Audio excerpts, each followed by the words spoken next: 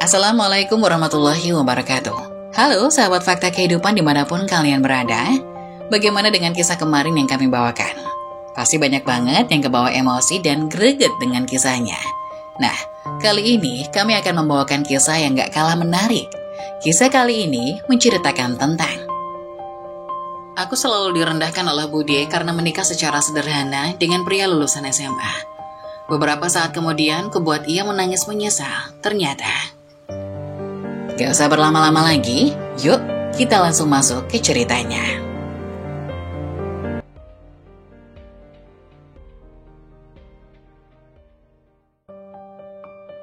Aku selalu direndahkan oleh Bude karena menikah secara sederhana dengan pria lulusan SMA.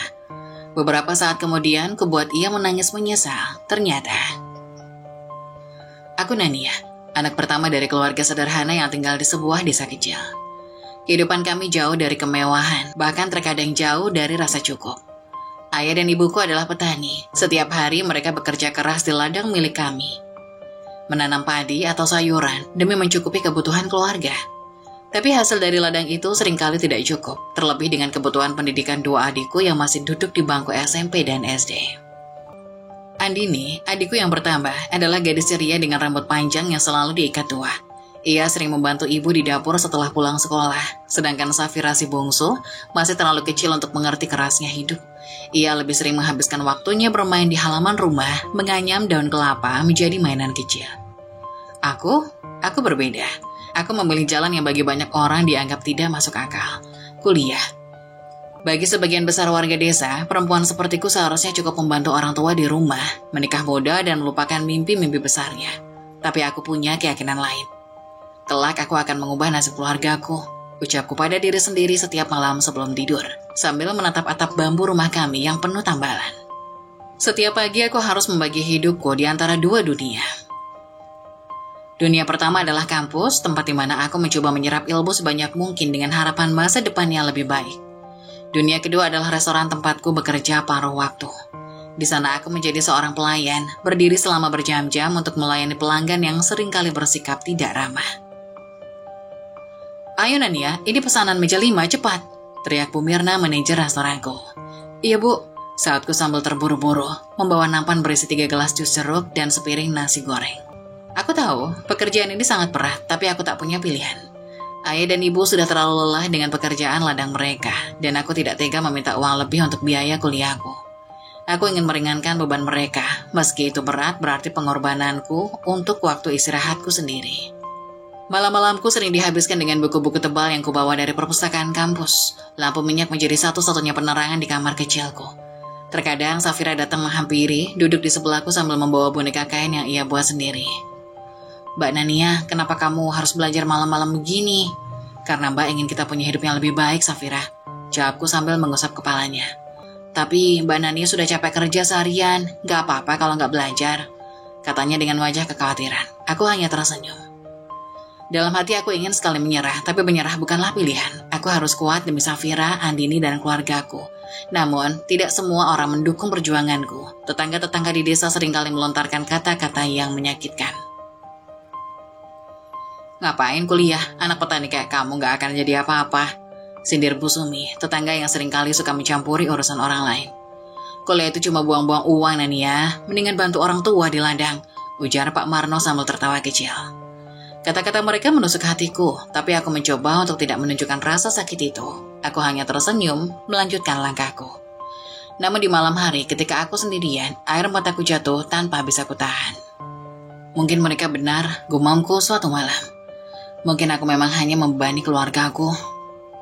Namun bayangan wajah ayah, ibu, Andini, dan Safira kembali menguatkanku. Mereka adalah alasan aku harus terus maju. Suatu hari saat aku pulang dari restoran, aku melihat ayah sedang duduk termenung di depan rumah. Wajahnya penuh-peluh dan ia terlihat lebih tua dari biasanya. "Ayah kenapa?" tanyaku sambil meletakkan tas di meja. "Ladang kita gagal panen lagi, Nania." Aku terdiam. Ini bukan pertama kalinya kami menghadapi situasi seperti ini, tapi rasa sakitnya tetap sama. "Kita cari jalan lagi ya," kataku mencoba menguatkan. "Tapi bagaimana Nania, biaya kuliahmu saja sudah berat untuk ayah dan ibu," ucapnya dengan suara penuh penyesalan. Kata-kata ayah membuatku terpukul. Aku tahu mereka berusaha sekuat tenaga untuk mendukung pendidikanku. Tapi aku tidak ingin menjadi beban. Biaya kuliahku biar Nania yang tanggung ya, ujarku dengan suara bergetar. Ayah menatapku dengan mata yang penuh rasa sayang, tapi juga kesedihan. Ia tidak menjawab, hanya mengangguk pelan. Meskipun hidup begitu sulit, aku tetap optimis. Di sela-sela waktu bekerja dan belajar, aku sering menulis diary. Suatu hari aku ingin menunjukkan kepada dunia bahwa seorang anak petani seperti aku bisa berhasil. Tulisku dengan penuh harap. Aku harus mendapatkannya, bisikku pada diri sendiri. Doa menjadi temanku di setiap malam yang sunyi. Aku memohon kepada Tuhan agar memberiku kekuatan untuk bertahan. Suatu malam aku duduk di dapur bersama ibu. Ia sedang menumbuk padi, sementara aku membantunya membersihkan beras. Ibu, apa ibu pernah merasa lelah? Tanyaku tiba-tiba. Ibu berhenti sejenak, lalu menatapku dengan senyuman. Lelah itu biasa Nania, tapi ibu tidak pernah menyerah karena ibu tahu ada kalian yang harus ibu perjuangkan. Ibu berhenti sejenak, lalu menatapku dengan senyuman. Kata-kata itu membuat hatiku terasa hangat. Aku memeluknya erat, berjanji dalam hati bahwa aku tidak akan mengecewakannya. Mentari pagi mulai menyelinap dari celah-celah dinding rumah kami yang terbuat dari anyaman bambu. Suara ayam berkokok bersahutan memanggil semua orang untuk memulai aktivitas. Di dapur kecil yang sempit, aroma nasi yang baru matang bercampur dengan bau sambal sederhana buatan ibu memenuhi udara. Itu menu pagi kami, seperti biasa sederhana tapi cukup mengganjal perut sebelum beraktivitas. Aku, Nania, sedang menyendok nasi ke piring Syafira, adik bungsuku yang masih duduk di bangku sekolah dasar. Wajahnya polos dengan rambutnya yang selalu berantakan karena malas menyisir. Di sampingnya ada Andini, adik perempuanku yang lain, sudah memakai seragam SMP dengan jilbabnya yang sedikit miring.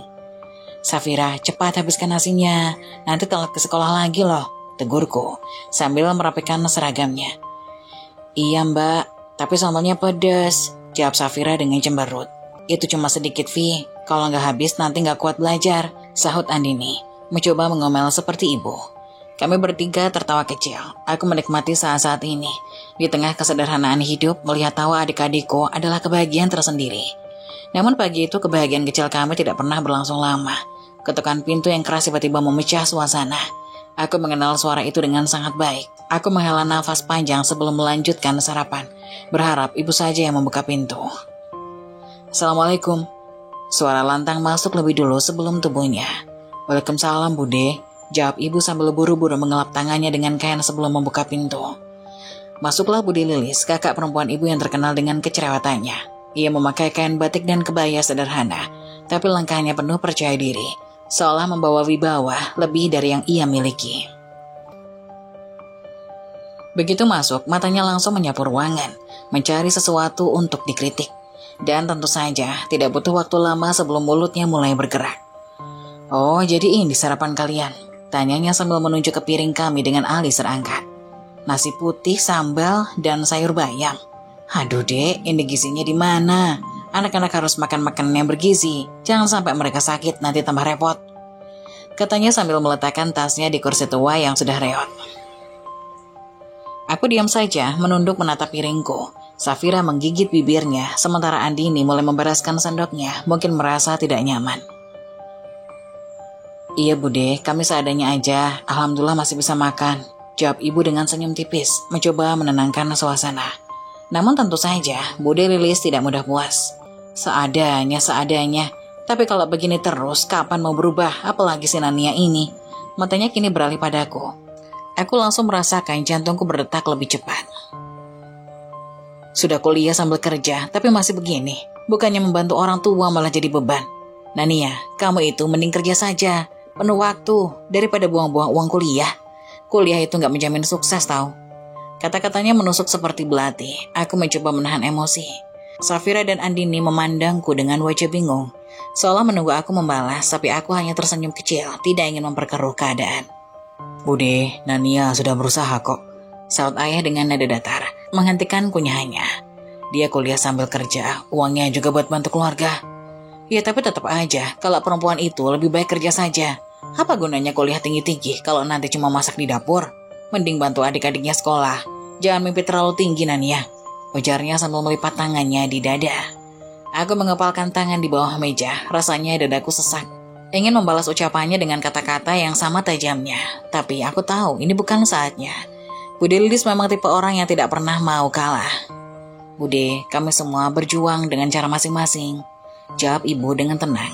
Kalau Nania punya impian, biarkan dia mengejarnya, kita doakan saja yang terbaik. Iya, terserah saja. Tapi jangan bilang Bude gak kasih peringatan nanti ya, jawabnya dengan nada puas, seolah-olah ia sudah menang. Aku berdiri lebih cepat dari biasanya. Bu, ya, kami pamit dulu. Ucapku berusaha mengakhiri percakapan yang semakin menyesakkan dada. Iya, hati-hati ya nak. Sambil tersenyum melembut, ibu menjawab, meski raut wajahnya masih menyimpan rasa tidak nyaman. Kami bertiga berjalan cepat meninggalkan rumah. Suara Bude yang masih berbicara samar-samar terdengar di belakang kami. Tapi aku tidak peduli lagi. Kenapa sih Bude selalu seperti itu? Gumam Andini, akhirnya berani mengutarakan kekesalannya.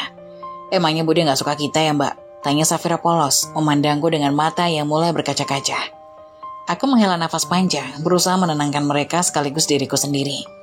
Bude Lilis itu orangnya emang begitu, Vi. Dia gak benci kita kok, cuma kadang caranya ngomong bikin sakit hati. Tapi gak apa-apa, kita gak perlu balas, jawabku sambil merangkul bahu Safira. Tapi mbak, tadi kata-katanya kasar banget, gak usah kuliah katanya, timpal Andini. Aku tersenyum kecil meski hatiku masih terasa panas. Itu cuma pendapat Bude. Mbak Nania percaya kalau kita punya impian, kita harus belajar. Kita harus kejar, biar saja orang lain bicara apa. Suatu hari mereka akan lihat sendiri hasilnya, jawabku dengan suara yang sedikit bergetar menahan emosiku. Langkah kami terus berlanjut menyusuri jalan berdebu yang membelah sawah-sawah hijau. Di sepanjang jalan aku memikirkan kata-kata Bude Lilis. Bukan pertama kali aku mendengar orang meremehkan mimpiku untuk kuliah. Di desa ini, anak perempuan jarang yang kuliah, apalagi sambil kerja. Sebagian besar teman sebayaku sudah menikah atau bekerja di kota sebagai buruh. Tapi aku tidak mau menyerah. Aku ingin membuktikan bahwa anak petani seperti aku juga bisa meraih mimpi. Sesampainya di kampus, aku langsung menuju ruang kelas dengan tas berisi buku-buku pinjaman. Pagi ini ada ujian dan aku bertekad untuk memberikan yang terbaik, meski hatiku masih sedikit terluka oleh kata-kata Bude. Saat dosen membagikan kertas ujian, aku menatap soal-soal itu dengan penuh keyakinan. Dalam hati aku berbisik, ini adalah jalanku. Aku akan melangkah apapun yang mereka katakan. Ketika ujian selesai, aku langsung bergegas ke tempat kerja di restoran kecil di sudut kota. Di sana aku kembali menghadapi tantangan baru, melayani pelanggan dengan senyum meski tubuhku mulai lelah. Di sela-sela kesibukan itu, aku selalu teringat pada adik-adikku di rumah. Mereka adalah alasan aku terus berjuang. Alasan aku tidak pernah menyerah meski banyak yang meremehkanku. Malam itu, saat pulang dengan langkah lelah dan gaji yang baru saja aku terima, aku memandang langit penuh bintang dan berbisik pada diri sendiri. Suatu hari nanti, aku akan buktikan bahwa semua ini tidak sia-sia. Aku akan membuat ibu ayah dan adik-adikku bangga. Hari itu penuh ujian, tapi aku tahu, ujian ini hanyalah awal dari perjalanan panjang menuju mimpi yang lebih besar. Perpustakaan kampus selalu menjadi tempat pelarianku.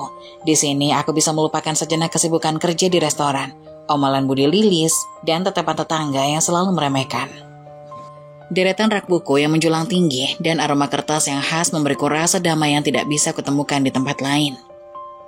Di salah satu sudut ruangan, aku duduk dengan tumpukan buku teori pemasaran di hadapanku, mencoba fokus pada tugas skripsi yang harus kuselesaikan.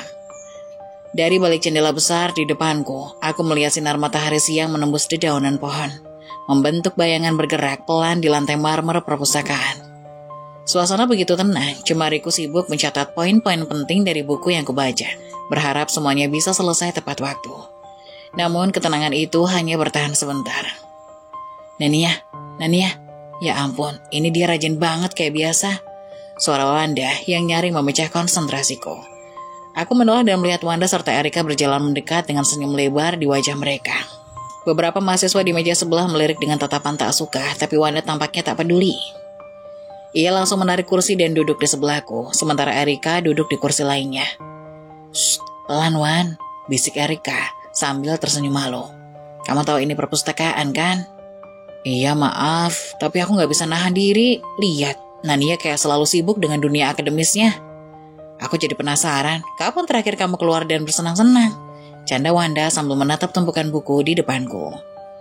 Aku tertawa kecil, mungkin terakhir kali waktu kita pergi makan bakso bulan lalu. Itu pun kalian yang memaksa aku ikut. Dan itu sudah terlalu lama. Wanda mendengus sambil menyilangkan tangan. Kita harus keluar lagi suatu waktu. Kamu ini terlalu serius, nak. Hidup bukan cuma tentang kerja, kuliah, dan tugas. Ada hal-hal menyenangkan juga tahu. Langkah kami terus berlanjut menyusuri jalan berdebu yang membelah sawah-sawah hijau. Di sepanjang jalan aku memikirkan kata-kata Budi Lilis. Bukan pertama kali aku mendengar orang meremehkan mimpiku untuk kuliah. Di desa ini, anak perempuan jarang yang kuliah, apalagi sambil bekerja. Sebagian besar teman sebayaku sudah menikah atau bekerja di kota sebagai buruh. Tapi aku tidak mau menyerah. Aku ingin membuktikan bahwa anak petani seperti aku juga bisa meraih mimpi. Sesampainya di kampus, aku langsung menuju ruang kelas dengan tas berisi buku-buku pinjaman. Aku bertemu dengan Erika. Ia tertawa kecil. Kadang aku mikir, kok kamu bisa tahan ya dengan semua ini? Kerja paruh waktu di restoran, bantu keluarga, dan tetap dapat nilai bagus di kampus. Kalau aku jadi kamu, mungkin aku sudah menyerah sejak lama. Aku tersenyum. Meski di dalam hati aku tahu perjuanganku jauh dari kata mudah. Ya, aku gak punya pilihan lain kan? Aku harus bertahan. Kalau aku menyerah sekarang, semua yang sudah aku lakukan bakal sia-sia. Percakapan kami perlahan berubah menjadi lebih santai. Wanda mulai menceritakan tentang cita-citanya, membuka butik sendiri. Sementara Erika berbicara dengan antusias tentang rencananya membuka usaha kafe kecil setelah lulus. Aku mendengarnya dengan senyum di wajahku, merasa terhibur oleh semangat mereka. Namun tiba-tiba Wanda berkata sesuatu yang membuatku nyaris tersedak. Kalian pernah mikir gak sih, kalau nanti kita nikah punya anak, terus anak-anak kita seumuran kita masih bisa kumpul bareng di taman gak ya? Bawa anak masing-masing, lucu banget kan? Aku terdiam sejenak lalu tertawa kecil. Hah? Nikah? Anak? Wanda, kamu serius? Ya ampun nak, bayangin aja. Wanda menyikut lenganku. Kita bertiga duduk di taman, ngobrol-ngobrol sambil anak-anak kita pada main bareng. Seru banget kan? Erika ikut tertawa. Iya, aku setuju. Tapi ngomong-ngomong, Nania kamu sendiri gimana? Kamu serius sama Robi kan? Pertanyaan itu membuatku tertegun. Robi kekasihku adalah seseorang yang selalu ada di saat-saat sulitku. Kami bertemu di restoran tempat kami bekerja. Meski aku bekerja di bagian kasir dan pembukuan, sementara Robi di dapur sebagai asisten koki, kami sering berbagi cerita di sela-sela waktu istirahat. Serius sih, tapi aku belum mau buru-buru menikah. Aku bilang ke Robi, aku mau fokus kuliah dulu. Kalau sudah wisuda, baru kita pikirin soal itu. Wanda mengangguk sambil tersenyum. Itu keputusan yang bagus nak, aku juga mikir. Kalau nikah terlalu cepat, nanti malah susah bagi waktu. Kamu kan punya banyak tanggung jawab, baik di rumah maupun di kampus. Tapi Robi gak keberatan, kamu tunda soal pernikahan? Tanya Erika. Aku menghela nafas, mengingat percakapan terakhirku dengan Robi. Meski ia mendukung keputusanku, aku tahu di dalam hatinya ada sedikit rasa kecewa. Ya, dia bilang dia akan sabar menunggu, tapi aku tahu dia berharap gak terlalu lama. Kalau dia bisa nunggu, berarti dia serius sama kamu, kata Wanda sambil tersenyum. Pokoknya tetap semangat nak, kamu pasti bisa mewujudkan semuanya. Percakapan kami berlanjut ke hal-hal ringan. Wanda mulai bercerita tentang tetangganya yang suka melakukan hal-hal aneh, seperti menyapu halaman di tengah hujan. Sementara Erika mengisahkan pengalaman lucunya saat mencoba masak ayam goreng yang ternyata terlalu asin. Aku tertawa sampai air mataku keluar. Melupakan sejenak semua beban hidup yang biasanya menekan pundakku. Teman-temanku selalu tahu bagaimana caranya membuatku merasa lebih baik. Mereka adalah orang-orang yang membuatku percaya bahwa aku tidak sendirian dalam perjalanan ini. Jangan ketawa terlalu keras di perpustakaan, nanti kita diusir, kataku sambil menyeka air mata. Iya, jawab Wanda sambil menahan tawanya. Tapi ini terakhir nak, aku cuma mau kamu janji satu hal. Nanti kalau kita semua sudah sukses, kita tetap jaga persahabatan ini ya. Aku menatap mereka dengan haru, lalu mengangguk. Janji, kita nggak akan lupa satu sama lain, apapun yang terjadi. Jam 3 sore seperti biasanya, aku bergegas menuju tempat kerja setelah kuliah. Tempat kerjaku sebuah restoran kecil yang tidak jauh dari kampus, sudah mulai ramai dengan aktivitas. Suara langkah kaki, piring yang berdenting, dan percakapan pelanggan memenuhi udara di sekitar. Aku masuk dalam restoran, melewati pintu belakang yang sudah sering kulalui. Semua sudah berkumpul, siap dengan tugas masing-masing. Segera aku menuju ke toilet untuk mengganti seragam. Seragam restoran yang berwarna hitam itu terasa sedikit sempit di tubuhku yang semakin kurus karena kurang tidur dan makan. Namun aku tak pernah mengeluh. Setelah selesai mengganti pakaian, aku kembali ke area dapur untuk memulai pekerjaan. Jam 6:30 kami bergantian untuk istirahat dan makan malam. Sambil makan, aku bisa sedikit bersantai sebelum kembali bekerja. Kami biasanya istirahat bergantian agar restoran tetap berjalan dengan lancar. Aku mengambil nasi dan beberapa lauk yang sederhana di meja makan belakang, lalu duduk di pojok dapur yang agak sepi. Sambil menikmati makananku, mataku menatap meja kerjaku yang masih penuh dengan tugas kuliah yang menunggu untuk diselesaikan. Tiba-tiba suara langkah kaki yang familiar terdengar mendekat. Itu Robi, pacarku. Wajahnya terlihat lelah. Keringat menetes di dahinya setelah berjam-jam berada di dapur, memasak pesanan-pesanan pelanggan yang datang silih berganti. Pesanan sudah selesai semua, gak ada lagi yang datang. Paling nanti kalau ada baru kita mulai lagi, ujar Robi sambil tersenyum padaku. Aku mengangguk, lalu memindahkan pandanganku ke makanan di depanku. Robi duduk di sampingku menatapku dengan mata yang lembut, penuh perhatian. Aku tersenyum sedikit, meskipun dalam hati aku tahu dia pasti merasakan kelelahan yang sama. Kami duduk sebentar dalam keheningan yang nyaman. Hanya suara piring dan gelas yang beradu di dapur. Robi akhirnya membuka percakapan. Gimana kuliah hari ini? Ada yang menarik? Aku menceritakan sedikit tentang kuliahku. Bagaimana dosen memberi tugas tambahan yang cukup membuatku stres.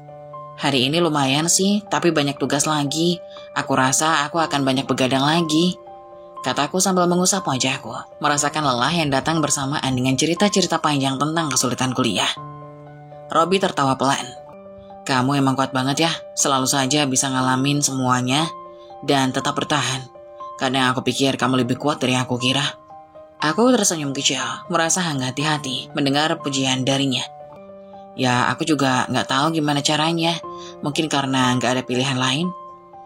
Suasana di sekitar kami tenang, meskipun dapur terus sibuk dengan aktivitas lainnya. Robi kembali mengalihkan topik pembicaraan. Ngomong-ngomong, tadi aku sempat mikir lagi soal pernikahan. Kamu masih belum kepikiran buat itu? Aku menghela nafas, mencoba menyusun kata-kata. Pertanyaan ini memang selalu datang dari Robi, dan selalu aku jawab dengan alasan yang sama. Aku gak tahu, Rob. Aku masih fokus sama kuliah, dan aku gak mau terburu-buru soal pernikahan. Aku ingin selesai kuliah dulu, baru kita pikirin. Aku gak mau kamu kecewa. Robi terdiam sejenak, wajahnya berubah serius. Aku bisa melihat ada rasa kecewa yang samar di matanya, meskipun ia mencoba menyembunyikannya. Aku gak kecewa, nak. Aku hanya ingin yang terbaik untuk kamu. Tapi aku juga berharap kita bisa ada waktu buat ngomongin ini lebih serius. Jangan sampai kita cuma berjalan tanpa arah, karena aku tahu kita berdua gak mudah lagi kan. Aku menunduk. Perasaan campur aduk, aku tahu dia benar. Kami memang tidak muda lagi. Aku tak ingin mengecewakan Robi, tetapi perasaanku terhadap pernikahan masih belum jelas. Aku belum siap. Aku tahu, Rob, aku janji kita akan berbicara. Tapi mungkin nanti setelah aku wisuda, itu masih jauh kan? Jawabku, berusaha memberi alasan yang bisa diterima. Meski dalam hati, aku sendiri merasa takut menghadapi keputusan besar itu. Robi hanya mengangguk, lalu tersenyum lemah. Oke. Kita bicarakan nanti, nah. Tapi kalau kamu butuh waktu, aku akan sabar, aku janji. Aku menghela nafas lega, merasa sedikit lebih tenang setelah berbicara dengan Robi. Kami kembali melanjutkan istirahat kami. Sesekali saling bertukar cerita ringan. Tapi aku tahu saat Robi kembali bekerja di dapur, dan aku kembali ke kasir, percakapan itu akan terus terngiang dalam pikiranku. Jam istirahatku pun habis, dan aku tahu saatnya untuk kembali bekerja. Aku merasa sedikit cemas. Meski itu bukan karena pekerjaan yang menunggu, tetapi tentang perasaan yang belum selesai kuuraikan dengan Robi. Baiklah, istirahatnya sudah selesai. Aku harus kembali ke kasir, kataku sambil bangkit dari tempat duduk. Robi mengangguk dan memberikan senyum tipis. Aku akan terus menunggu, nak. Kalau kamu siap, kita bisa bicarakan semuanya, katanya, lalu kembali ke dapur, meninggalkanku dengan rasa yang sulit dijelaskan. Aku kembali ke kasir, melanjutkan pekerjaan. Namun di dalam hati, aku tahu bahwa keputusan besar itu tak bisa dihindari selamanya. Namun aku juga berharap aku bisa memberi Robi jawaban yang lebih pasti suatu saat nanti. Setelah aku siap dan setelah perjalanan hidup ini memberi sedikit ruang untuk pemikiran tentang masa depan kami. Jam 10 malam, kami selesai bekerja. Seperti biasa, Robi mengantarku pulang setelah shift kami selesai. Dengan lelah dan langkah yang sedikit terhuyung-huyung karena jam kerja yang panjang, aku merasa sedikit lega karena akhirnya hari itu akan segera berakhir. Kami berdua berjalan menuju motor. Kendaraan yang sudah lama menjadi saksi bisu perjalanan kami. Di sepanjang perjalanan, angin malam yang sejuk seakan menyapu semua rasa penat. Lampu jalan yang redup menyinari jalanan yang gelap. Dan suara motor kami terdengar mengalun lembut, seakan menenangkan pikiran yang sempat terganggu sepanjang hari. Namun meski tubuh terasa lelah, hatiku masih dipenuhi oleh banyak pertanyaan yang belum terjawab. Pikiranku berputar-putar tentang apa yang Robi katakan sebelumnya. Tentang pernikahan dan tentang masa depan. Nah, kamu tahu kan kalau pernikahan itu bukan soal waktu. Bukan soal seberapa banyak kita punya sekarang. Yang penting itu komitmen. Rezeki itu sudah ada yang ngatur. Dan kita pasti akan diberikan jalan. Kata Robi sambil menatap jalan dengan fokus. Suaranya terdengar dalam, seolah ada makna dalam setiap kata yang dia ucapkan. Aku mengangguk, berusaha mencerna apa yang Robi katakan. Aku tahu dia benar, namun aku masih merasa ragu. Menikah berarti mengambil keputusan besar dan aku tidak bisa melakukannya tanpa berpikir panjang. Aku mengerti bahwa hidup bersama bukan sekedar menyatukan dua orang, tetapi juga menyatukan dua kehidupan, dua impian, dan dua masa depan yang mungkin akan berjalan sangat berbeda. Aku merasa takut akan perubahan itu. Aku tahu, Rob, aku juga mencintaimu, tapi aku juga harus mempertimbangkan keluarga. Aku gak bisa buru-buru. Aku masih ingin membantu orang tua, mengurus adik-adikku. Mereka sangat bergantung padaku. Jawabku pelan, lebih banyak pada diriku sendiri daripada pada Robi. Robi diam sejenak. Mungkin dia memikirkan apa yang aku katakan. Aku bisa merasakan getaran halus dari motor, menandakan bahwa Robi sedang berpikir dalam. Nah, aku mengerti, kamu punya tanggung jawab besar di rumah. Tapi ingat, kamu juga punya hak untuk bahagia. Dan kita ini berdua, kita bisa bantu satu sama lain. Jawab Robi dengan suara lembut namun penuh keyakinan. Aku terdiam. Aku tahu apa yang Robi katakan benar. Kami sudah berjalan bersama cukup lama dan aku mencintainya. Namun di sisi lain, aku merasa ada beban yang tak bisa aku lepaskan begitu saja. Aku ingin membahagiakan orang tuaku. Aku ingin memastikan bahwa mereka tidak perlu lagi bekerja keras. Namun, aku juga ingin hidup bahagia dengan Robi. Aku ingin masa depan yang lebih baik, tetapi masa depan itu terasa semakin jauh. Kami tiba di sebuah rumah. Motor Robi terhenti di depan pagar. Dan aku merasa sedikit lega karena perjalanan panjang hari ini akhirnya sampai di rumah. Ketika aku turun dari motor, ayahku sedang duduk di kursi depan rumah, seperti biasa. Saat melihatku turun dari motor, dia langsung berdiri dan membuka pintu. Ada apa, nak? Ayahku bertanya dengan wajah lelah, tapi tetap tersenyum. Aku bisa melihat betapa lelahnya ayah. Mungkin setelah seharian bekerja di sawah. Tapi seperti biasa, dia selalu berusaha menunjukkan wajah yang tenang. Meskipun sebenarnya, dia kelelahan. Robi sudah pulang, Pak, jawabku sambil tersenyum kecil. Robi segera menyapa ayahku dengan ramah, meskipun aku bisa melihat ada sedikit keraguan di wajahnya. Robi dan ayah memang sudah saling mengenal, dan ayah tahu siapa Robi, seorang pemuda yang bekerja keras dan sangat menghargai keluarga. Malam, Pak, apa kabar? Robi menyapa dengan senyum hangat. Ayahku membalas dengan senyuman kecil, meskipun ada kelelahan yang terlihat di wajahnya. Baik, Rob, bagaimana kerjanya? Ada yang baru? Tanya ayah, seolah ingin tahu lebih banyak tentang apa yang terjadi di restoran tempat kami bekerja. Alhamdulillah, Pak, semuanya lancar. Cuma sedikit ramai tadi, jawab Robi, berusaha tetap sopan dan santai. Aku tahu dia tidak ingin mengganggu ayah dengan banyak cerita, mengingat ayah lebih suka berbicara singkat dan padat. Ayah kemudian menawarkan Robi agar mampir sebentar ke dalam rumah, mengingat sudah lama kami tidak ngobrol, tapi Robi menolak dengan sopan. Makasih, Pak, tapi sudah malam, lain kali saja. Saya sudah harus pulang, jawab Robi sambil tersenyum dan mengangguk. Aku hanya mengangguk, sedikit canggung. Sejak kecil, ayah memang selalu terbiasa untuk menyambut tamu dengan ramah. Meskipun kini ada sedikit jarak antara Robi dan ayah, mungkin karena ayah masih khawatir dengan masa depan kami berdua. Iya, hati-hati ya, Rob, kata ayah sebelum Robi akhirnya berpamitan dan kembali ke motornya. Setelah Robi pergi, aku dan ayah masuk ke dalam rumah. Suasana dalam rumah terasa lebih tenang, namun aku bisa merasakan bahwa ayah ingin berbicara sesuatu kepada aku. Seperti biasa, dia selalu menunggu aku membuka percakapan, meskipun aku bisa merasakan ada kecemasan yang tersembunyi di matanya. Aku duduk di samping ayah, mencoba untuk merasakan ketenangan yang ada. Ayah memandangku dengan penuh perhatian. Wajahnya terlihat lelah, tetapi matanya masih penuh dengan kasih sayang.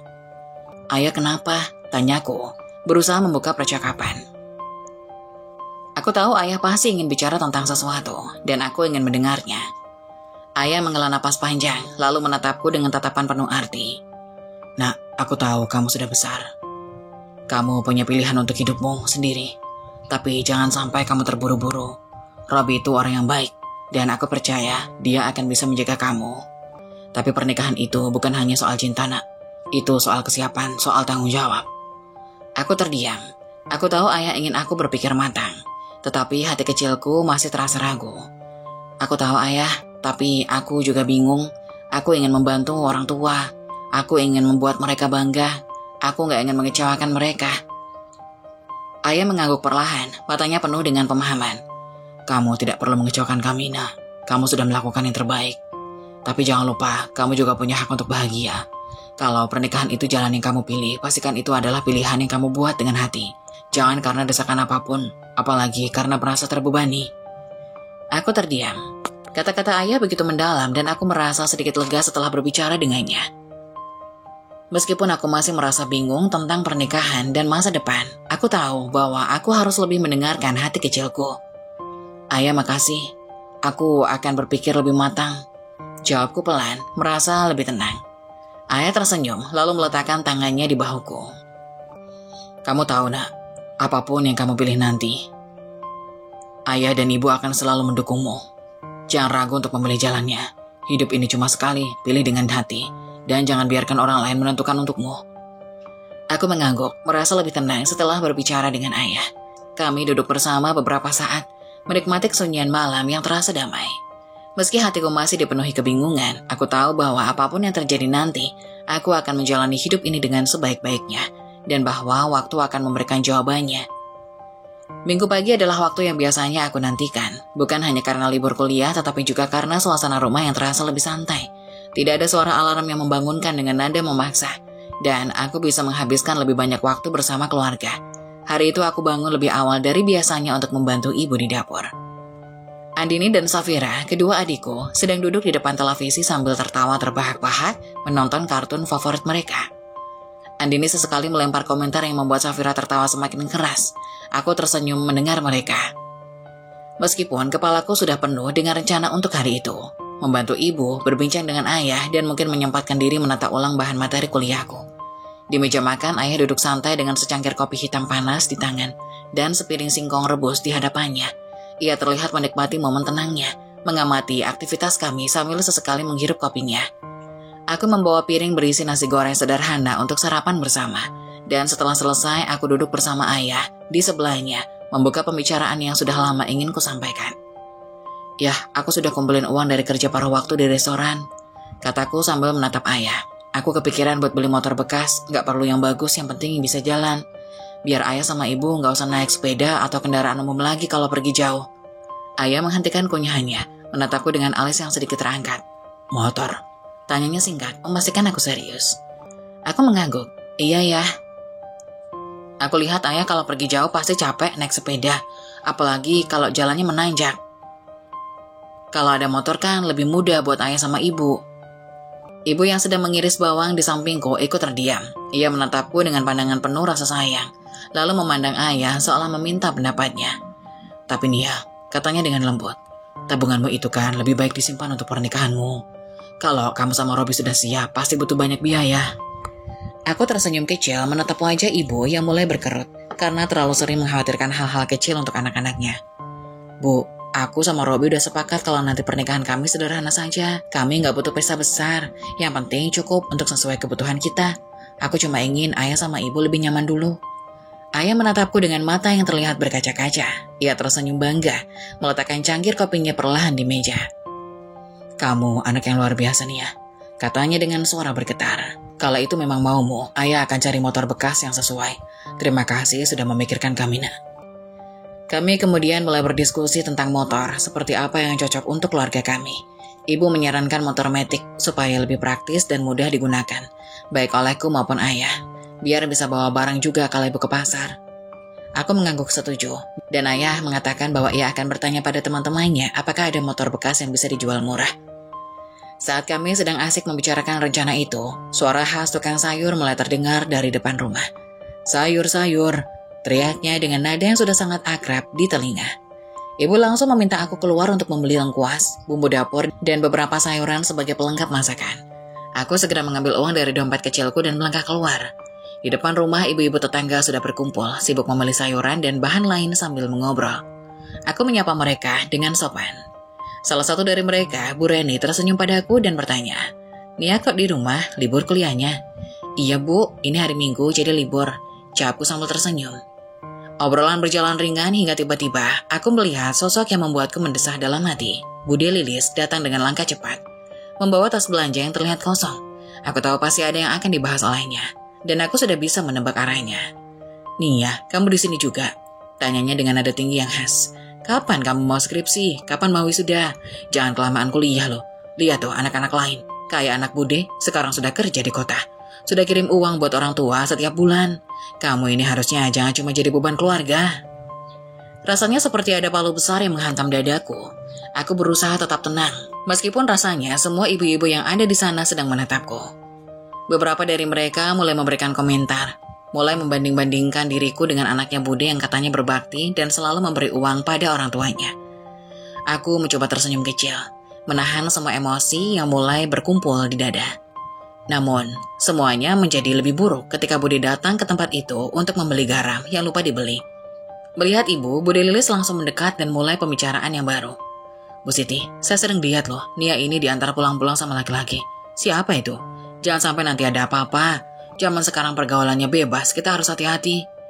Ibu menatap Bude dengan tenang meskipun aku tahu ada sedikit rasa kesal di matanya. "Itu Robi, Bude. Dia kerja satu tempat dengan Nia. Anaknya baik, sopan. Gak ada masalah," jawab ibu dengan suara yang tetap ramah. Namun Bude Lilis tetap ngeyel. Suaranya semakin keras, seolah ingin memastikan semua orang mendengarnya. "Ya, tapi tetap saja, kita nggak tahu apa yang mereka lakukan di luar sana. Kalau sudah terlanjur, siapa yang mau tanggung jawab? Jangan sampai nyesel di belakang." Ibu-ibu lain mulai bergumam, menambahkan komentar bahwa aku harus hati-hati dan tidak boleh terlalu bebas. Aku merasa seperti ditelanjangi di depan umum, di pojokan tanpa alasan yang jelas. Dengan nada tegang, namun tegas, aku akhirnya angkat bicara. "Bude, saya tahu batasan. Saya masih kuliah, kerja, dan langsung pulang ke rumah. Gak ada waktu buat macam-macam. Dan saya tahu apa yang saya lakukan. Robi itu orang baik, dan kami gak melakukan hal yang tidak-tidak. Saya masih takut dosa, Bude." Namun Bude Lilis tetap bersikeras. Ia kembali membanding-bandingkan diriku dengan anaknya yang ia banggakan. Aku tahu percuma berdebat lebih lama, dan ibu akhirnya memutuskan untuk menyelesaikan belanja dan mengajakku kembali masuk rumah. Di dapur, ibu terlihat murung. Ia mengelus pundakku, mencoba menenangkan. Meskipun aku tahu ia juga merasa kesal. "Nia, jangan terlalu dipikirin omongan Bude. Dia memang seperti itu. Suka menghakimi. Kamu gak perlu terlalu khawatir," katanya lembut. Aku mengangguk, namun air mataku kembali menetes.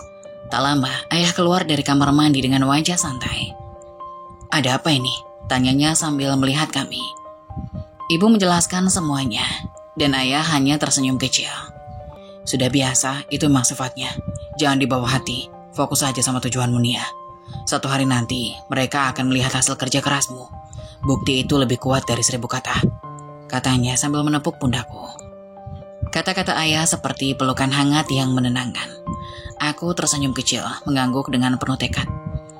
Aku tahu perjuangan ini masih panjang, tetapi aku tidak akan menyerah. Karena di balik semua cemoohan, ada keyakinan bahwa suatu hari nanti aku bisa membuktikan segalanya dengan hasil yang nyata. Pagi itu terasa berbeda. Ada getaran kecil di dalam diriku yang menandakan bahwa hari ini akan menjadi salah satu hari yang tak terlupakan. Langit biru di luar jendela kamar memberi semangat, meskipun aku tahu tak ada hal yang lebih besar dari perasaan yang sedang kualami saat ini. Skripsiku akhirnya selesai dan diterima oleh dosen pembimbing. Aku tak menyangka bisa berada di titik ini. Semua jerih payah yang kulakukan selama berbulan-bulan akhirnya membuahkan hasil. Kampus tempatku belajar selama ini, tempat di mana aku menghabiskan waktu bertahun-tahun dengan penuh perjuangan, kini meninggalkan kenangan yang manis.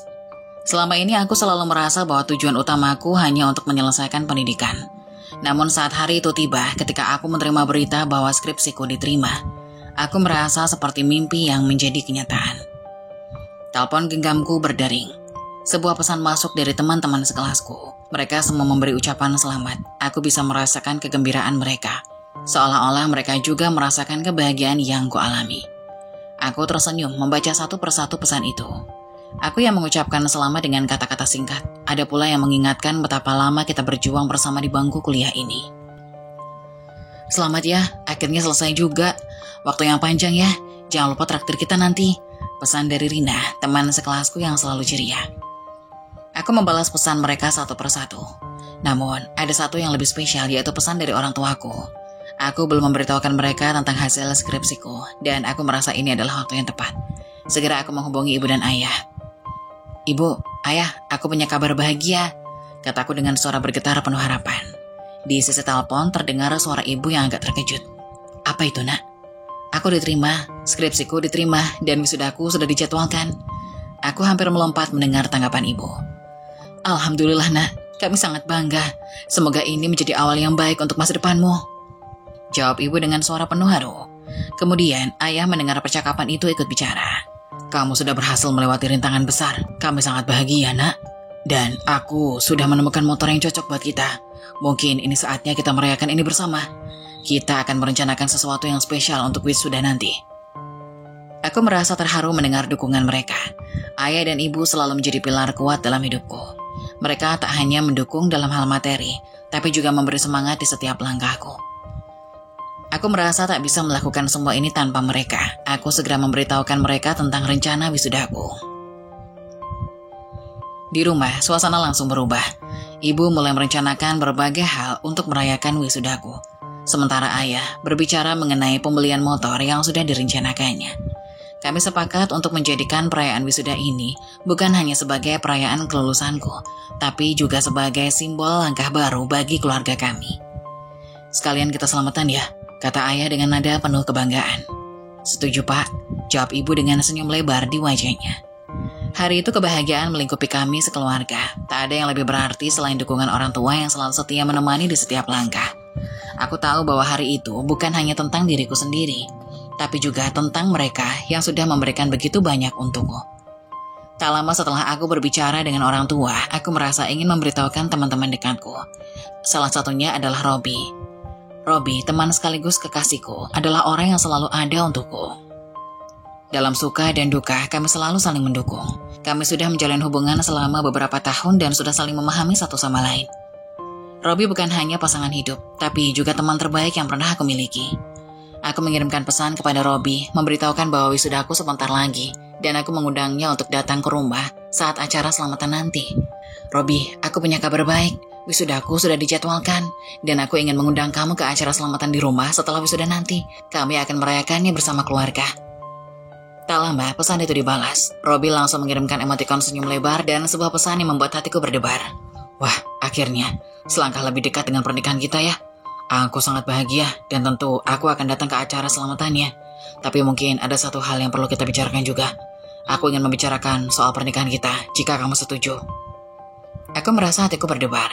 Selama ini kami sudah sering berbicara tentang masa depan, tentang pernikahan. Tapi hari itu terasa seperti momen yang lebih spesial. Kami berbicara lebih serius tentang rencana pernikahan kami, terutama saat keluarga besar kami berkumpul nanti. Jika kamu setuju, kita bisa bicarakan semuanya malam itu, jawabku dengan penuh harap. Robi menyetujui ide tersebut, dan kami pun merencanakan pertemuan malam setelah wisuda. Kami merasa bahwa itu adalah waktu yang tepat untuk membicarakan masa depan kami. Setelah itu aku kembali sibuk mempersiapkan segala sesuatu untuk wisuda dan acara selamatan di rumah. Banyak hal yang harus diatur, mulai dari undangan keluarga, makanan, hingga detail lainnya. Semua persiapan ini sangat menyibukkan. Namun aku merasa senang karena aku tahu bahwa kebahagiaan ini akan menjadi kenangan indah yang akan aku simpan seumur hidup. Saat hari wisuda tiba, suasana di kampus sangat ramai.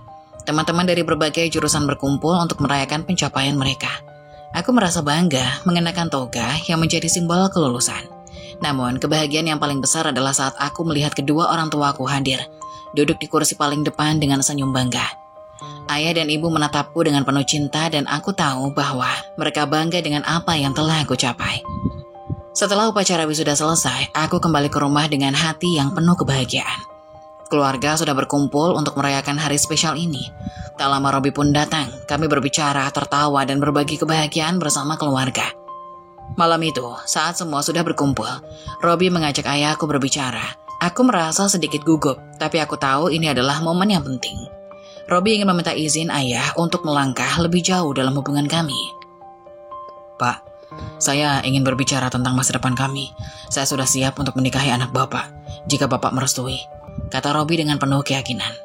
Ayahku tersenyum, seolah sudah mengetahui hal ini sejak lama. Kami sudah melihat kedekatan kalian berdua. Kami memberikan restu dan mendukung keputusan ini. Semoga kalian berdua selalu bahagia. Kata-kata ayah itu membuat hatiku penuh dengan rasa syukur. Kami merayakan malam itu dengan penuh sukacita, dan aku merasa bahwa kebahagiaan yang selama ini kudambakan akhirnya datang juga. Sebuah langkah besar menuju masa depan yang cerah, bersama orang-orang yang aku cintai. Malam itu, setelah seluruh keluarga berkumpul, suasana yang semula penuh dengan tawa dan kebahagiaan mulai berubah. Pembicaraan yang ringan dengan rencana pernikahanku dan Robi seakan terhenti sejenak saat Bude, adik ibu yang terkenal dengan kelakuan dan pandangannya yang keras, ikut terlibat. Seperti biasa, Bude tak pernah ragu untuk mengutarakan pendapatnya, bahkan jika itu bisa membuat orang lain merasa tidak nyaman. Malam itu tidak berbeda. Kami sedang membicarakan mengenai rencana pernikahan yang sederhana yang aku dan Robi sepakati dan berlangsung tanpa perayaan megah. Ayah dan ibu sudah memberi restu dan kami merasa cukup dengan perayaan yang hangat dan penuh makna. Namun saat Bude mulai membuka mulut, suasana yang hangat itu berubah menjadi dingin dan tegang. Jadi kalian berdua berencana menikah ya? Suara Bude terdengar dengan nada yang agak meremehkan. Dia duduk di sudut ruangan. Matanya melirik kami berdua. Dan senyumnya tipis yang tersungging di bibirnya, seolah membawa pesan bahwa dia sudah siap mengkritik apapun yang kami katakan selanjutnya. Aku menahan nafas, rasanya aku sudah bisa menebak arah pembicaraan ini. Robi yang duduk di sampingku juga tampak agak gelisah, tapi tetap mencoba tenang. Lalu apa rencananya? Hanya dengan pesta kecil-kecilan ya? Budi rasa itu nggak cukup. Pernikahan itu harusnya sesuai dengan status. Tahu nggak? Budi berbicara dengan nada penuh ketidaksetujuan. Jangan jadi norak deh. Kalau menikah itu harus meriah, harus ada kemewahan. Lihat saja, kamu beli motor bekas yang sudah hancur itu, nggak malu? Aku merasa jantungku berdetak lebih kencang. Kata-kata Budi seolah menusuk hati, mengingatkan aku bahwa pandangan orang lain tentang kami masih jauh dari yang aku harapkan. Robi yang hanya bisa lulusan SMA, menurutnya tidak layak mendapatkan seorang wisudawan sepertiku. Aku bisa merasakannya, ketegangan yang mulai meningkat di udara. Jangan hanya soal pesta, nak, tapi lihat juga status sosial. Kamu sebagai seorang wisudawan harusnya bisa mendapatkan pernikahan yang lebih layak. Jangan seperti anak Bude yang terpaksa menikah dengan cara yang sederhana. Karena Bude tahu dia nanti pasti akan menikah dengan pesta yang besar dan mahar yang gede. Itu baru namanya sesuai dengan status. Bukan yang cuma sederhana begini. Lanjut Bude tanpa ragu. Kata-kata itu seakan semakin mengisahkan dadaku. Aku menatap Robi yang tampaknya semakin cemas. Aku tahu dia tidak layak diperlakukan seperti ini. Dia telah bekerja keras untuk kehidupan yang lebih baik. Seperti dia tidak punya banyak uang. Robi adalah pria yang sederhana, tapi dia penuh dengan tekad dan cinta yang tulus. Namun Bude sepertinya tidak bisa melihat hal itu. Bude terus melanjutkan ocehannya. Kalian itu kalau menikah harus memikirkan masa depan dengan lebih matang. Harus ada mahar besar. Setidaknya 100 juta, itu standar. Jangan seperti kalian memilih cara yang mudah. Itu terlalu murah untuk seorang wisudawan. Robi, itu nggak cukup, tahu nggak? Aku merasakan panas di wajahku. Kenapa Bude begitu keras dalam menilai? Kenapa dia seakan ingin menjatuhkan semua yang kami perjuangkan? Aku menatap ayah dan ibu berharap mereka bisa menenangkan suasana ini. Tapi Bude tidak berhenti. Anak Bude kelak akan menikah dengan pesta besar. Mahar besar, itu baru pantas. Kamu Nia, seharusnya memikirkan ini dengan lebih bijaksana. Jangan cuma melihat kebahagiaan sesaat. Pernikahan itu harus berkelas. Saat itu Robi akhirnya membuka mulut, meskipun suaranya terdengar sangat tenang dan terkontrol. Bude, saya memang bukan orang kaya. Saya belum bisa memberikan pesta besar atau mahar yang banyak. Tapi saya berjanji, saya akan menjaga Nia dengan segenap hati saya. Itu yang penting bagi saya. Bukan soal berapa banyak uang yang saya miliki. Robi menatap Bude dengan penuh ketulusan. Yang saya tawarkan bukan kemewahan, tapi komitmen untuk menjalani hidup bersama Nia dengan penuh tanggung jawab. Namun Bude sepertinya tidak terkesan dengan jawaban itu. Oh, jadi kamu cuma bisa menjanjikan itu? Kamu pikir hanya dengan janji-janji bisa membuat pernikahan ini jadi sah? Jangan main-main, Rob. Kamu harus punya modal lebih dari itu. Kalau kamu ingin menikahi Nia, kamu harus menunjukkan bahwa kamu bisa memberi lebih, bukan sekedar kata-kata. Saat itu aku merasa sangat kecewa. Kenapa Bude sekejam itu? Aku dan Robi telah berjuang bersama, dan kami tahu betul apa yang kami butuhkan untuk bahagia. Kami tidak membutuhkan pesta besar atau kemewahan untuk membuktikan cinta kami. Kenapa Bude harus begitu keras mengkritik? Apa yang salah dengan kesederhanaan? Ayah yang dari tadi hanya mendengarkan akhirnya membuka mulut. Suaranya cukup tegas dan penuh pengertian. Bude, kami tidak membutuhkan pesta besar untuk merayakan pernikahan anak kami. Yang terpenting adalah kesahihan dan tanggung jawab. Kami menerima Robi apa adanya, dan kami tahu dia akan menjaga Nia dengan baik. Itu sudah cukup untuk kami. Namun Budi tidak puas begitu saja. Ayah, kalau tidak ada pesta besar, itu berarti kalian mengorbankan kebahagiaan anak kalian. Nia pantas mendapatkan yang lebih. Jangan hanya karena kalian ingin menghemat. Akhirnya, memilih cara yang sederhana. Pernikahan itu harus luar biasa, harus mencerminkan status sosial. Budi masih tidak bisa menerima. Ibu yang mendengar percakapan itu akhirnya ikut menyela dengan nada yang lembut tapi penuh kekuatan. Bude, kami bukan mengorbankan kebahagiaan anak kami. Kami hanya mengajarkan anak kami untuk menghargai hal yang lebih penting. Kebahagiaan tidak bisa diukur dengan uang atau pesta. Kami percaya Nia dan Robi akan bahagia dengan cara mereka sendiri. Itu yang lebih penting. Bude menatap ibu dengan tatapan tajam seolah tidak terima dengan penjelasan itu. Jadi kalian rela membiarkan Nia menikah dengan cara yang begini? Murah, tidak ada yang spesial, katanya dengan nada tinggi, hampir marah. Robi dan aku saling berpandangan. Aku bisa melihat kelelahan di matanya, namun ia tetap berusaha tegar. Ayah akhirnya berkata dengan penuh ketegasan. Kami menerima Robi apa adanya. Yang terpenting dia siap untuk menjaga dan bertanggung jawab atas Nia. Kalau itu yang kamu maksud dengan layak, Bude, kami sudah cukup. Malam itu terasa sangat panjang. Ketegangan semakin memuncak, namun akhirnya Bude sepertinya mulai kehabisan argumen.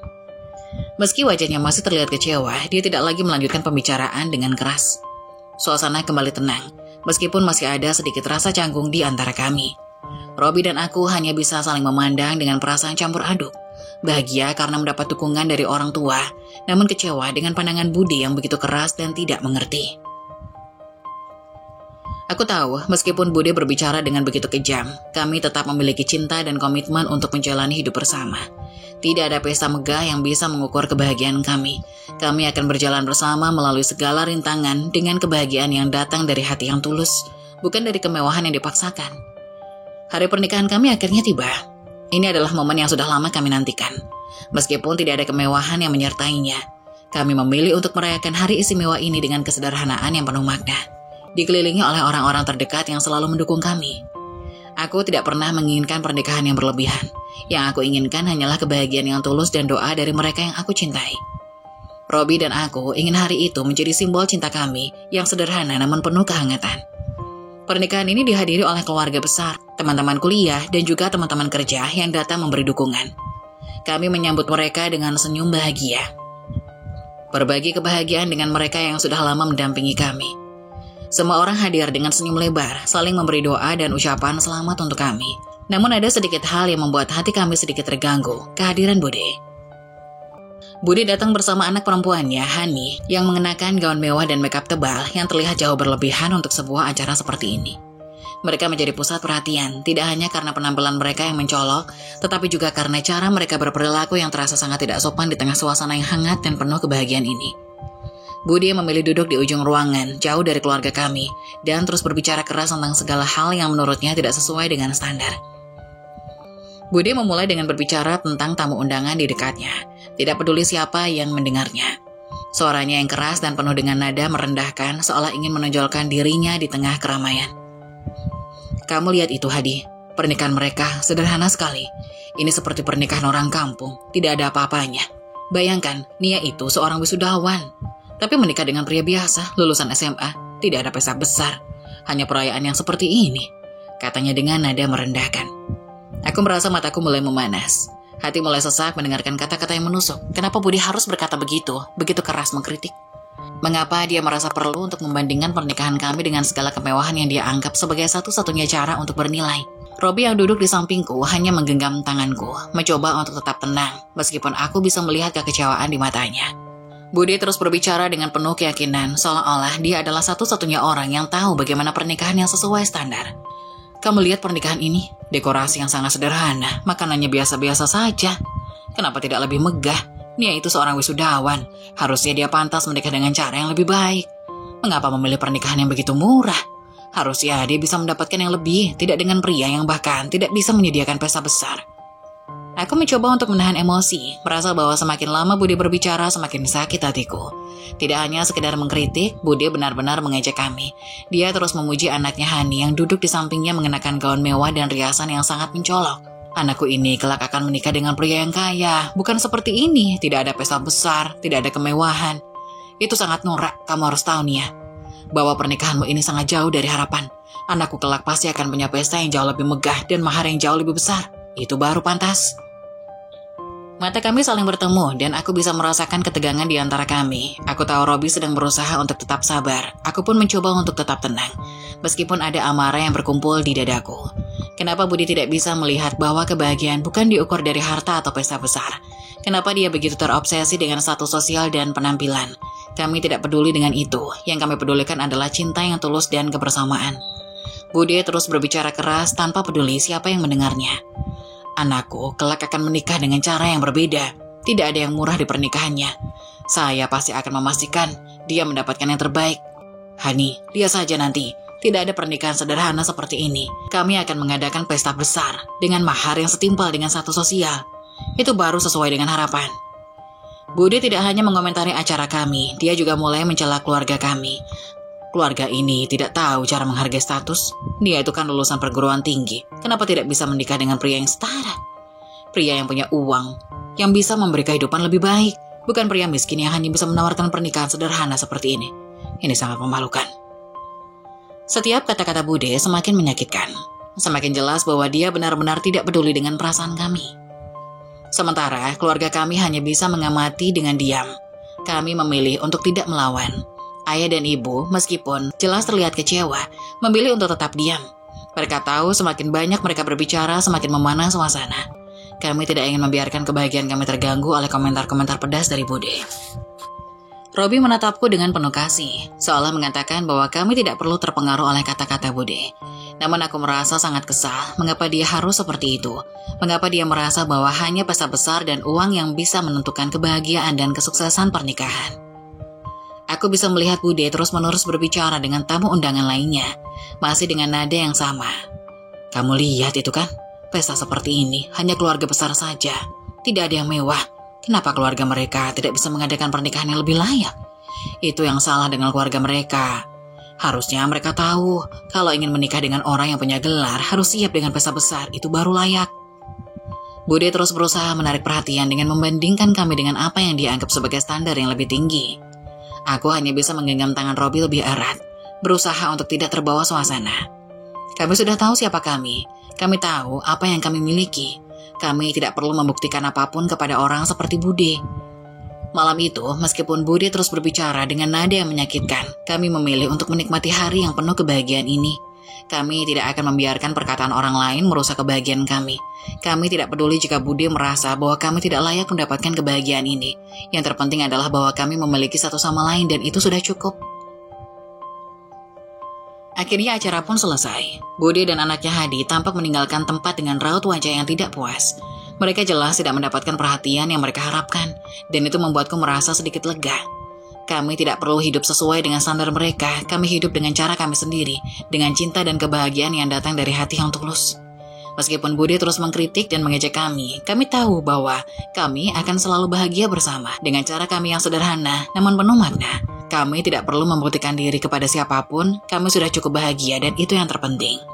Pernikahan kami baru saja berlangsung 2 hari setelahnya. Kami berangkat bekerja bersama menuju restoran tempat kami bekerja. Perjalanan kami terasa begitu berbeda sekarang. Kami bukan hanya suami istri, tetapi juga rekan bisnis yang sedang merancang masa depan bersama. Kami berbicara banyak selama perjalanan, mendiskusikan berbagai rencana yang ada di kepala kami.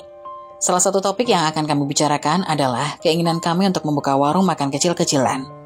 Aku memberi ide kepada Robi untuk tidak hanya menyediakan menu makanan di tempat, tetapi juga menawarkan layanan catering. Aku merasa itu bisa menjadi peluang tambahan untuk memperkenalkan usaha kami.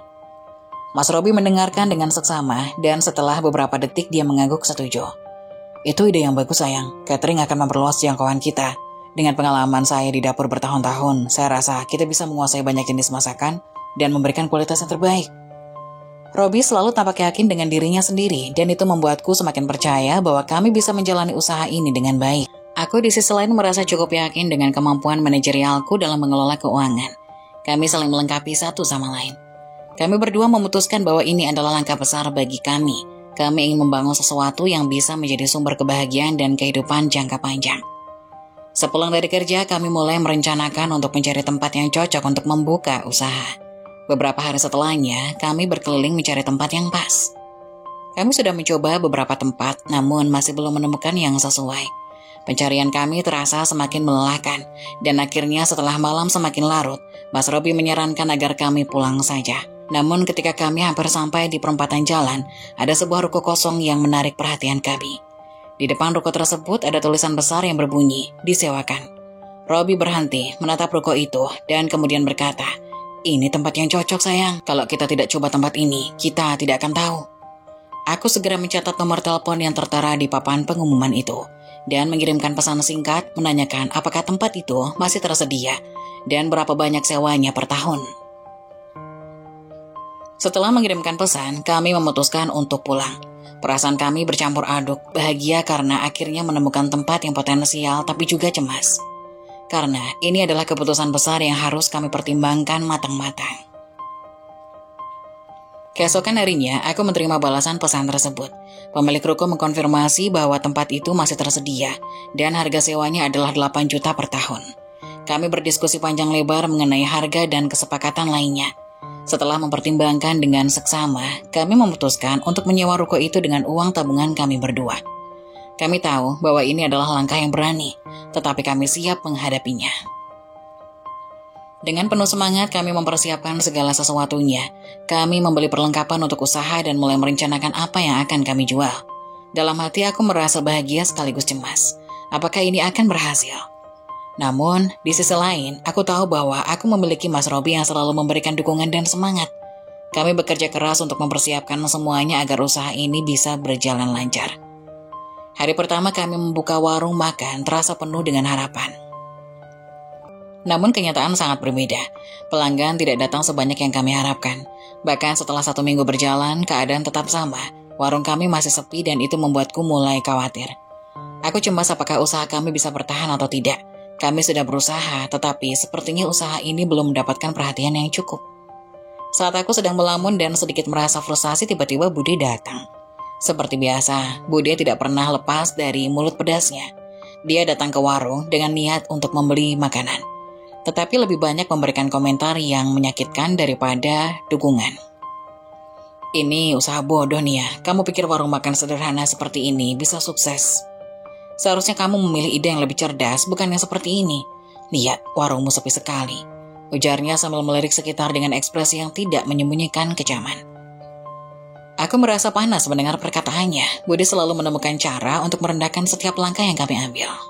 "Tempat ini bawa sial," lanjut Bude. "Ini tidak akan berhasil, tidak ada yang bisa makan di sini.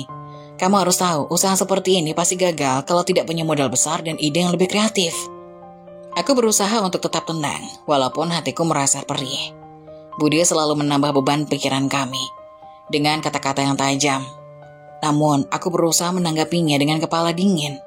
Tidak ingin merusak suasana dengan perdebatan yang tidak perlu. "Terima kasih atas masukannya, Bude," ucapku pelan, sambil mencoba tersenyum. Setelah Bude pergi, Mas Robi datang menghampiriku.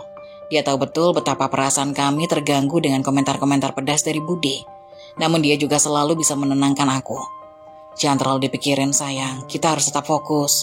Ini memang awal yang sulit, tetapi kita pasti bisa. Kita perlu strategi baru untuk menarik lebih banyak pembeli," katanya dengan penuh keyakinan. Kami memutuskan untuk membuat promosi dan memanfaatkan media sosial untuk mengiklankan warung makan kami. 3 hari kemudian akhirnya hasil kerja keras kami mulai terlihat. Pembeli mulai berdatangan. Kami mendapatkan banyak perhatian dari orang-orang yang mengetahui warung kami melalui media sosial. Kami membuat berbagai penawaran menarik, memberikan potongan harga, dan menawarkan menu spesial yang menarik perhatian. Pelan-pelan warung kami semakin ramai dan pelanggan mulai berdatangan. Keberhasilan ini sangat membanggakan kami berdua. Aku merasa sangat bersyukur bisa memiliki Mas Robi yang tidak hanya mendukung, tapi juga memberikan ide-ide kreatif yang membuat usaha kami semakin berkembang. Meskipun perjalanan kami baru dimulai, kami yakin ini adalah langkah yang tepat dan kami akan terus berusaha semaksimal mungkin. Bude mungkin tidak pernah melihat potensinya, tapi kami tahu bahwa kebahagiaan tidak datang dari kata-kata pedas orang lain.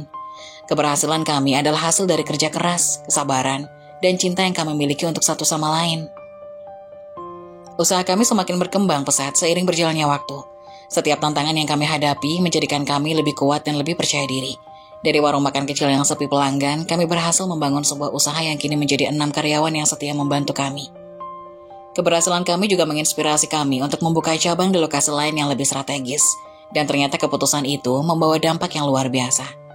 Cabang baru kami mulai ramai dikunjungi oleh pelanggan dan kami semakin mendapatkan perhatian lebih banyak. Hasil dari usaha kami bukan hanya sekedar keuntungan finansial, tapi juga memberi kami kesempatan untuk memberikan kebahagiaan kepada keluarga. Dengan pendapatan yang kami peroleh dari warung makan, aku bisa membantu menyekolahkan adik-adikku yang dulu harus bekerja keras untuk mendapatkan pendidikan yang layak. Kini mereka memiliki kesempatan untuk mengejar cita-cita mereka tanpa merasa terbebani oleh keterbatasan biaya. Aku merasa sangat bangga bisa memberi mereka kesempatan yang dulu aku tidak miliki.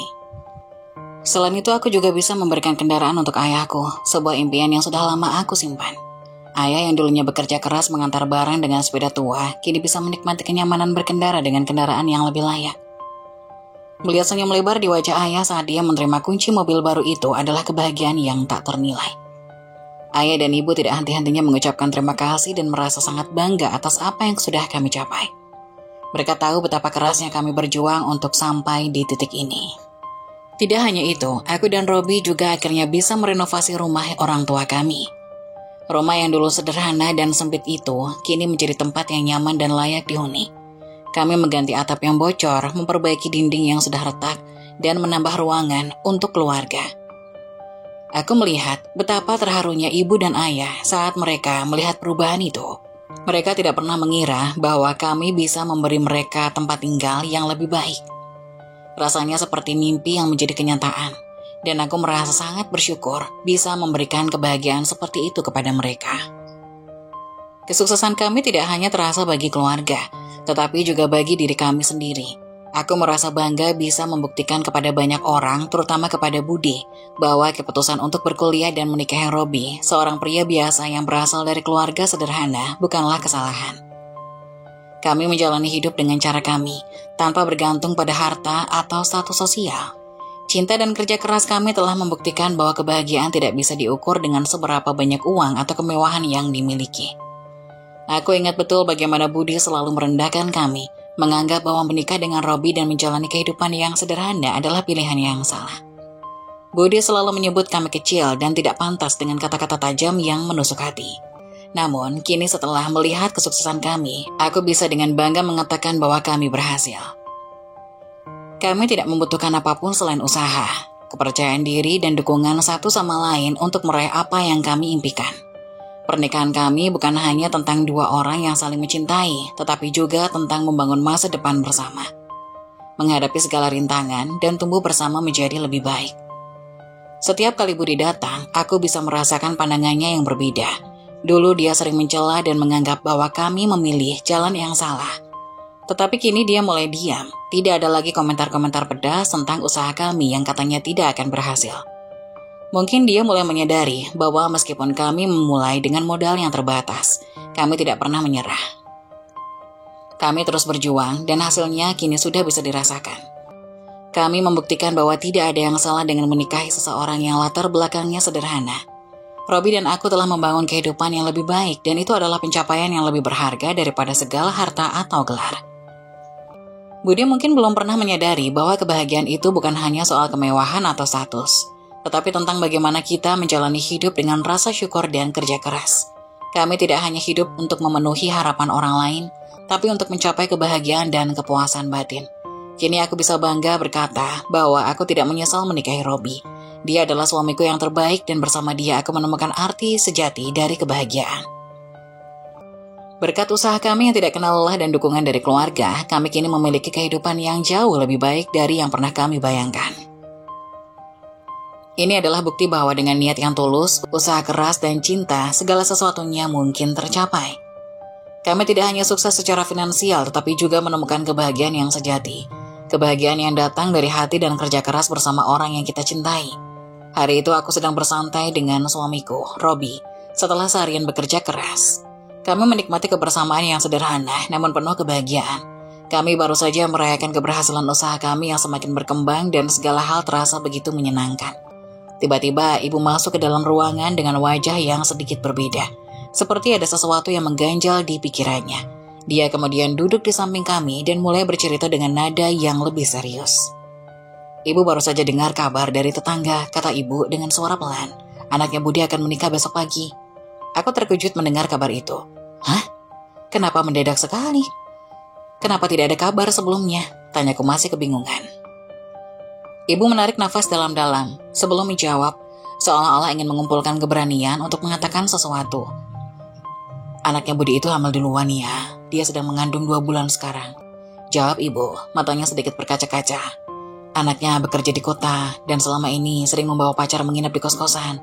Ternyata mereka sudah hamil. Dan sekarang mereka harus menikah dengan cara yang sangat mendadak. Aku merasa terkejut, bahkan terkejut lebih dari yang aku bayangkan. Bagaimana bisa?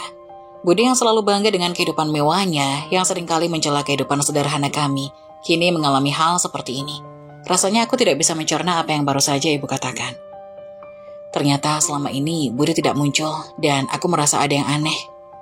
Mungkin dia sedang berusaha menutupi semua ini, gumamnya pelan. Ibu mengangguk.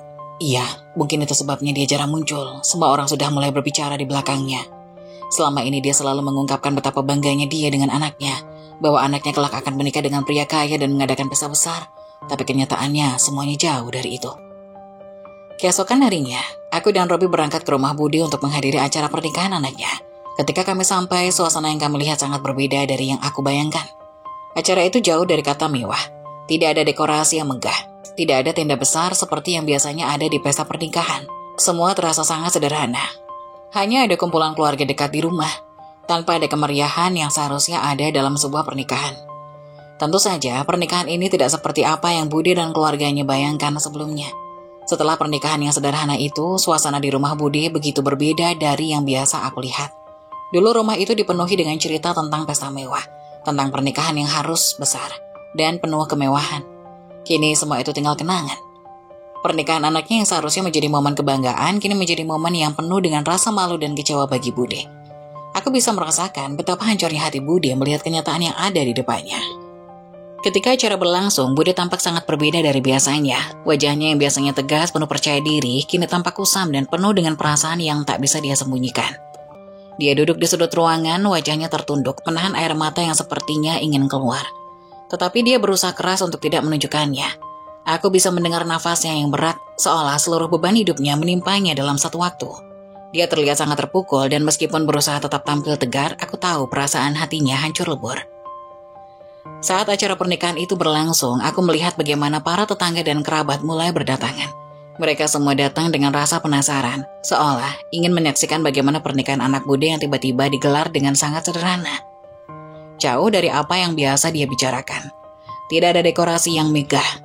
Tidak ada tenda besar, tidak ada kemewahan seperti yang selalu Budi ceritakan sebelumnya. Hanya ada keluarga dan teman-teman terdekat. Dan pernikahan itu berjalan dengan sangat sederhana, tanpa riuh kegembiraan yang biasa menyertai sebuah pesta pernikahan. Di antara kerumunan tamu, bisikan-bisikan mulai terdengar. Beberapa orang mulai berbicara dengan nada menghakimi, dan aku bisa merasakan dengan jelas. Lihat, dulu dia selalu membicarakan tentang pernikahan mewah, tentang mahar yang harus banyak, dan pesta yang harus besar. Sekarang pernikahannya justru lebih sederhana.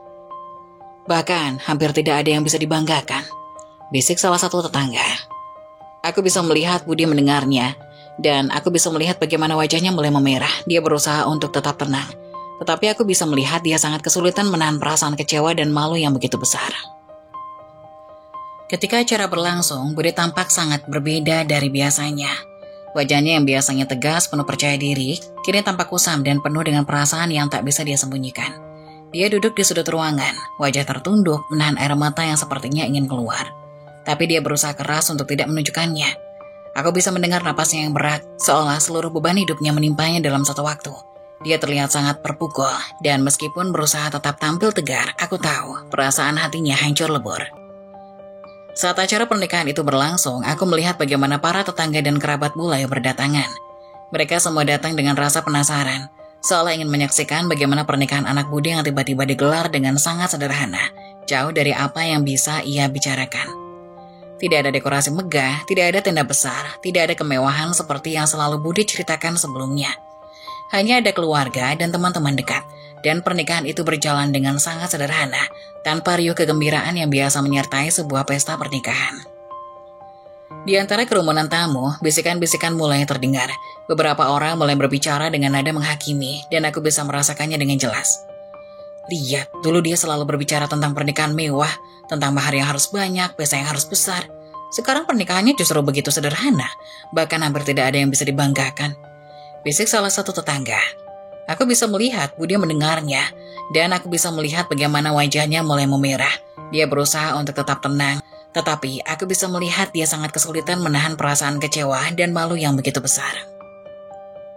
Tunggu, anaknya hamil duluan, bisik tetangga yang lain. Suaranya sedikit lebih keras. Cukup untuk didengar oleh Bude. Jadi semua omongan Bude tentang pernikahan mewah dan laki-laki kaya hanya tinggal omong kosong.